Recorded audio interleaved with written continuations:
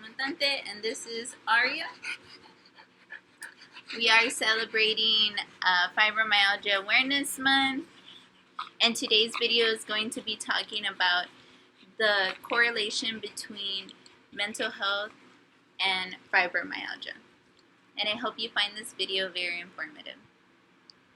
Alright, so to catch up, in my last video we talked about the effects of fibromyalgia. What symptoms are shown, what hurts, what are... So to catch up, in my last video, we had talked about the physical effects in fibromyalgia. So just a little brief reminder, a couple of those physical symptoms are non-refreshed sleep, headaches, migraines ranging from average all the way to intense, waking up stiff and tired, irritable bowel movements, nausea, frequent diarrhea, constipation, and being gassy. We're also sensitive to weather change, to noise, bright lights, smoke, and other environmental factors, and also allergies.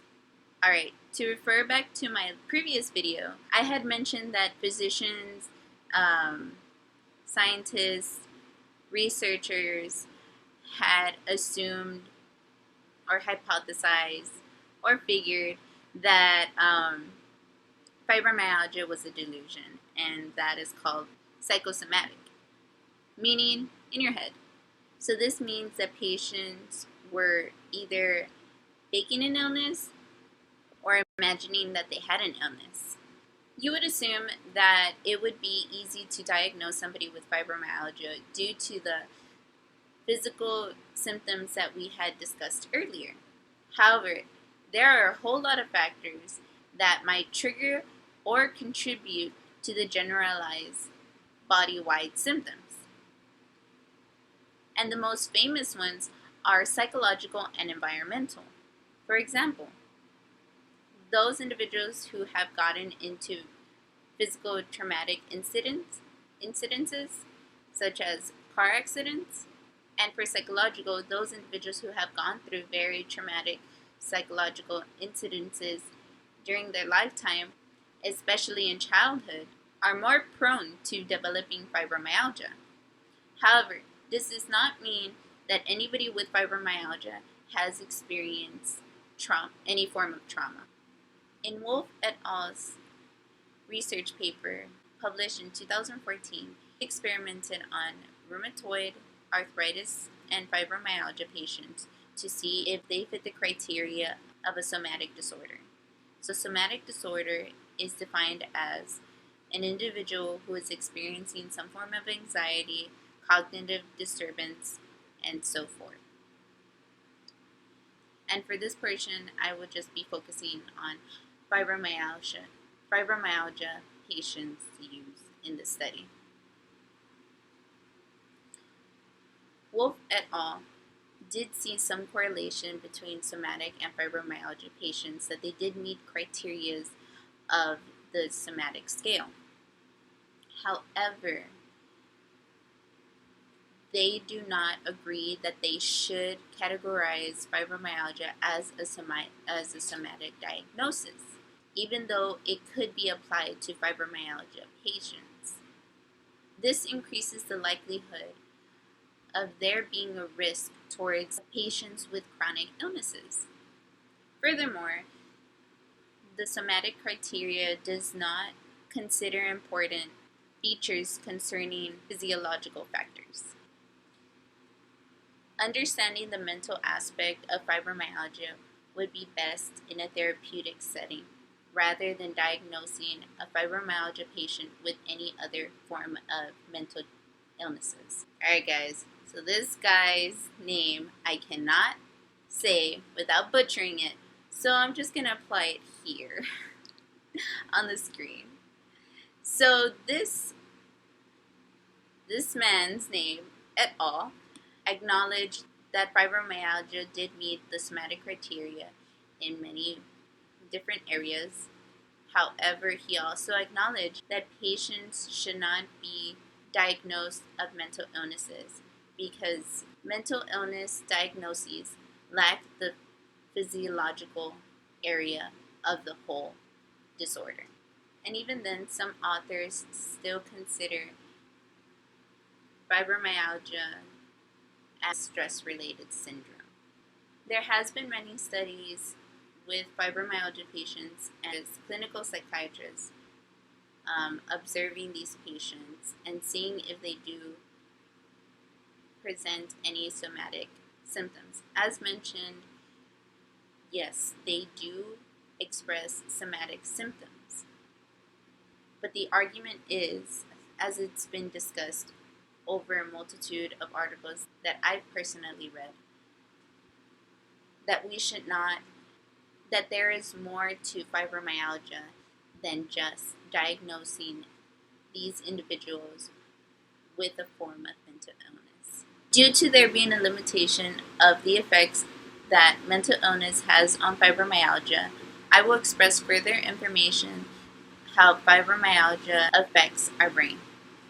Two other symptoms that fibromyalgia shows are cognitive disturbances and word mix-up, along with clumsiness and dizziness.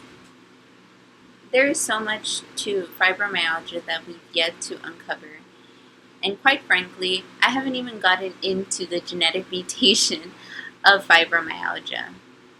There are plenty more of symptoms. There's so much more to fibromyalgia that we've yet to uncover. Research is still ongoing at this moment, and they're just piling up, and not in a bad way. That's how research flourishes, through trial and error and through findings. So it's exciting to see that this disorder is still being researched. It hasn't been lost, even though that it may feel like there's no hope to find a cure at this moment. Research is still trying to find the birthplace of fibromyalgia, even though that right now we do know it is electrical currents and it is an unbalanced cells being transferred. That increases our sensitivity towards a multitude of things. And we're still constantly in pain. And we just don't know where it originates. And even though that people cannot see it, and even though the general doctor can't see it, x-rays can't notice it, nothing can detect it unless you're in our brains. And I know it's frustrating. I know it's frustrating a lot of the times. But I want you to know that to not stop working out, to not lose hope, don't be so hard on yourselves. And that's going to be for our next video, how to manage fibromyalgia. We cannot control the biological factors of what we've been given. Up to this point, there is no medication that can cure it. There's no form of relaxation that can cure it. There is nothing that can cure it right now. So all we have to do is manage our fibro. And yes, we've heard the relaxation part. But I really want to put out videos that are going to introduce you to coping mechanisms. From working out all the way to our mental health. And I really hope that that motivates you to keep on going. Because you, oh gosh, I'm getting emotional. Because you are just beautiful human beings with a chronic illness. And that goes for anybody with a chronic illness that we have and that we live with and that we manage. And that's pretty, I'm gonna cuss, badass. I hope you guys have a wonderful day. Make the best out of today as much as you can. Try your hardest.